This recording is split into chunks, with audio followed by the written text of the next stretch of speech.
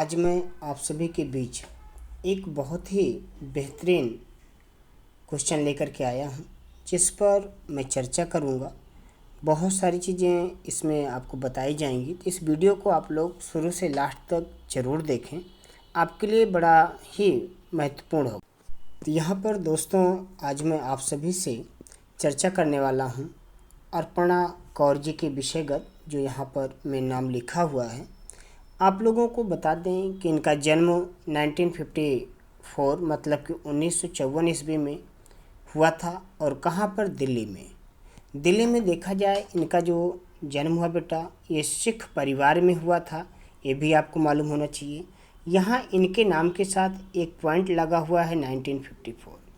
1954 की बात हो तो आपको मालूम होगा कि ललित कला अकादमी की स्थापना भी 1954 में ही हुई थी। 1954 की बात हो, डीपी राय चौधरी को ललित कला अकादमी का अध्यक्ष बनाया गया था। 1954 की बात हो तो नगमा की बात हो तो वहाँ पर श्रम की विजय नामक मूर्ति जो बनाई गई है, वो डीपी राय चौधरी के द्वारा बनाई गई है। ये सब बातें बहुत ही महत्वपूर्ण हैं। इसी के साथ साथ आप लोग मुझे दो बातें और भी कमेंट में बता देना कि भैया जो नगमा है उसकी स्थापना कब हुई, मतलब कि राष्ट्रीय आधुनिक कला संग्रहालय की स्थापना कब हुई और राष्ट्रीय संग्रहालय की स्थापना कब हुई। इसके साथ जब मैं चर्चा करता हूँ, अर्पणा कौर की बात किया जाए तो इनकी माता का नाम है अरिजीत कौर, जो एक पंजाबी भाषा की सुप्रसिद्ध लेखिका हैं और उनको इसी के लिए पद्मश्री से भी सम्मानित किया गया। किससे?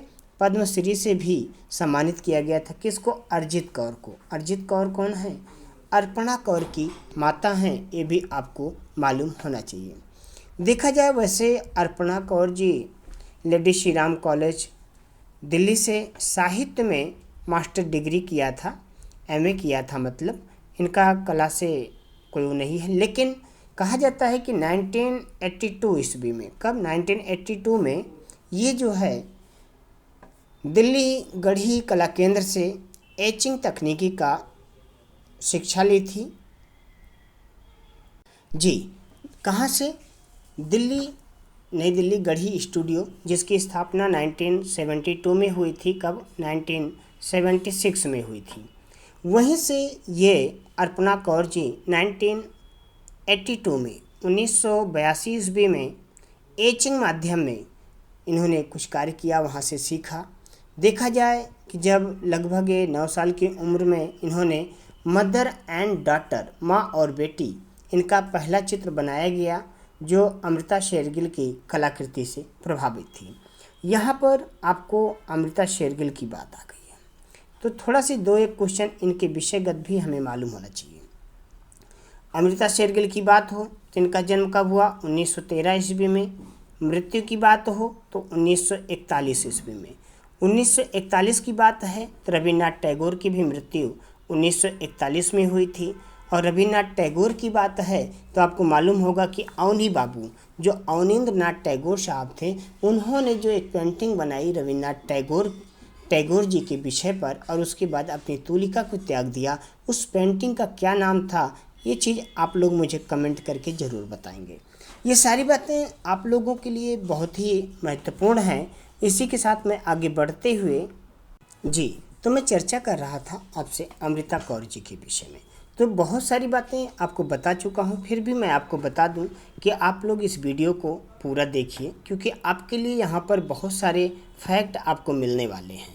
इसी के साथ देखा जाए कि जब इनकी 9 साल की उम्र थी, मदर एंड डॉटर, माँ और बेटी नामक इनका एक पहला चित्र था, जो किससे प्रभावित था? अमृता शेरगिल से प्रभावित था। और उनके विषयगत मैंने 3-4 क्वेश्चन आपको और भी बताए, उसको ध्यान से आप याद रखिए। देखा जाए कि उनकी जो रचनाएं थी, किनकी? अर्पणा कौर जी की, मुख्यतः पंजाबी लघुचित्र, पहाड़ी लघुचित्र, पंजाबी साहित्य और भारतीय लोक कला से प्रभावित थी। यहाँ पर लोक कला की बात है तो आपको मालूम होगा कि यामिनी राय जी लोक कला से प्रभावित कलाकार के रूप में जाने जाते हैं, जिनका जन्म 1887 में 1877 में हुआ था। ये भी आप लोग नोट डाउन कर सकते हैं।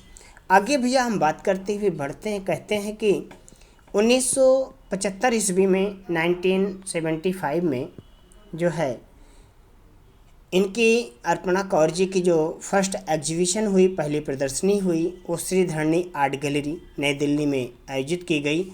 और देखा जाए कि तब से इनकी बहुत सारी कला प्रदर्शनियाँ आयोजित की गईं। इसी के साथ 1979 की बात हो, आपको मालूम होगा कि एक 1979 की बात हो, एक घटना की बात है जिसमें कहा गया कि पुलिस के द्वारा बलात्कार किया गया था। उस पर इन्होंने एक पेंटिंग्स बनाया जिसका नाम था रक्षक ही भक्षक शीर्षक से एक चित्र श्रृंखला बनाई थी। क्या नाम था?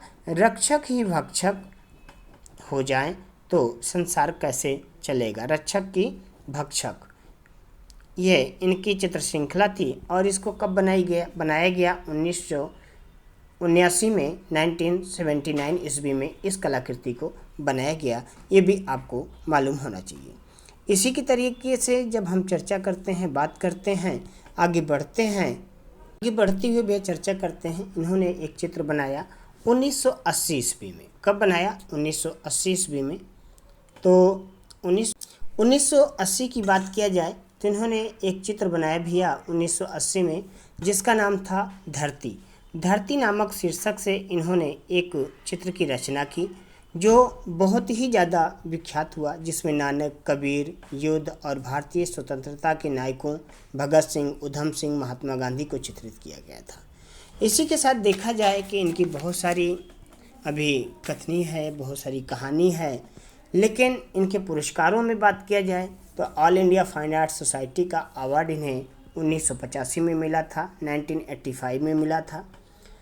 छठा भारत त्रिनाले स्वर्ण पदक की बात किया जाए तो 1986 ईस्वी में इनको दिया गया, ये भी आपको मालूम होना चाहिए।